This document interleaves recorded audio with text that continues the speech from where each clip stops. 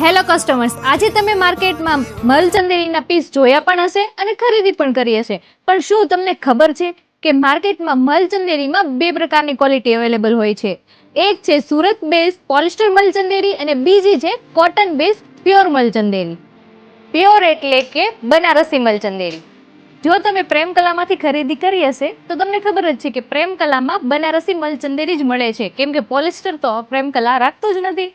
તો આજે આપણે સમજીશું કે મલચંદેરીનું ધ્યાન કેવી રીતે રાખવું અને એને કેવી રીતે પહેરવું. તો ફર્સ્ટ એ છે કે મલચંદેરીના પીસનું ફરજિયાતપણે ડ્રાય ક્લિનિંગ કરાવવું. સેકન્ડ અને ઇમ્પોર્ટન્ટ પોઈન્ટ એ છે કે મલચંદેરીના પીસને પહેરતી અને કાઢતી વખતે તેને ખેંચીને ન કાઢો, તે ધ્યાન રાખવું જોઈએ અને તેનું ફિટિંગ્સ થોડું લૂઝ રાખવું જોઈએ, કેમ કે આ પીસનો લુક લૂઝ પહેરવાનો જ આવે છે.